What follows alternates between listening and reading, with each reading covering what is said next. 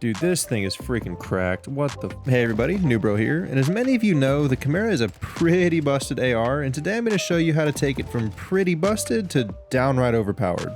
Right out of the box, we're working with the second highest base damage out of any assault rifle, surpassed only by the Kastov 7.62, and a very narrow 4th place for fire rate. That being said, the difference between 2nd, 3rd, and 4th place is negligible at best, so it might as well be tied for 2nd. These two factors come together to give the Chimera an extremely respectable time to kill, combined with excellent handling and mobility. Also, it doesn't show skulls on kill, so I guess that's cool. I don't know, I'm usually too busy getting in gunfights to psychoanalyze my opponent's reactions to a lack of skulls popping up, but whatever. Now, on paper, the Chimera suffers in terms of range and accuracy, but you really wouldn't know it when it comes to actual gameplay. In fact, when I first slapped it in a loadout and played with it, I assumed it was probably one of the most accurate ARs on paper, because like a true Neanderthal, I didn't look at the stats literally at all before I used it. All I knew was that it felt like an absolute laser beam. I knew going into my first build for this gun that I wanted to really lean into the easy recoil control of the weapon and turn it into a true laser without hurting the overall mobility and handling too badly, so that's exactly what I did. You'll notice right off the bat that I'm not using an optic on this build, and I really didn't feel that it was necessary, and I also couldn't find a way to fit it in with all the recoil control attachments that I wanted to have on the weapon. Starting off at the barrel, I'm running the EXF Vorpal for the little bit of extra range, movement speed, and ADS speed. You could also run the SA Phoenix if you wanted a little bit of extra lethality at range, but just be aware that the negative movement speed makes you feel like you're walking through molasses, and I personally hate molasses, so I just run the Vorpal. For the tune on the Vorpal, I run a little bit of aim walking speed and max damage range. Just be aware that if you max out aim walking speed, there's a steep drop off to recoil at max, so it's best to run it around the negative 0.23 mark. Moving on to the muzzle, we've got the Seiken Tread 40. I find that on the vast majority of weapons, the Seiken is the best bet for recoil control, so expect that to be a common theme in builds. For the tune on the Tread, I'm running ADS speed and kick control, and again with the left hand side, we don't want to go all the way to the bottom because there's another steep drop off to recoil control, so I hover around the negative 0.65 mark. For the underbarrel, I'm running the FTAC Ripper 56 for the huge boost to aiming idle stability and recoil stabilization, and the relatively small negative to ADS speed and walking speed because nobody walks in a gunfight anyway.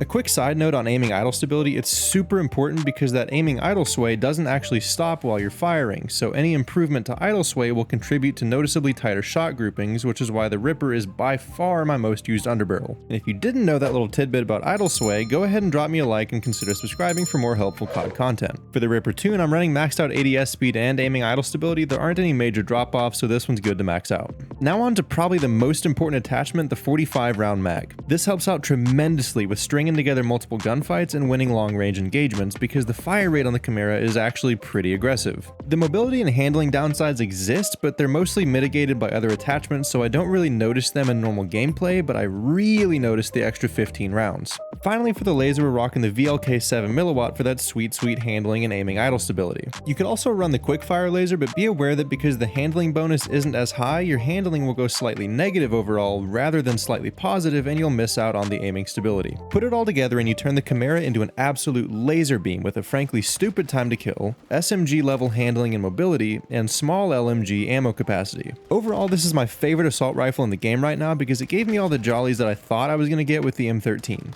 While you're enjoying the background gameplay and deciding if you think the build actually looks good, I just wanted to shoot you a quick thanks for sticking around till the end and gently encourage you to leave a like if you didn't the first time I told you, because clearly you did like the video if you're still here. Also, depending on when you're watching this video, I probably don't have 100,000 subscribers yet, so if you could give that button a quick click too, that'd be sweet. I need a silver play button so my mom will be proud of me. Alright, so I think I've stalled long enough to give you some background footage to watch, so I'm going to go ahead and roll out for now, but feel free to stick around and check out my other videos if you want. And until next time, peace.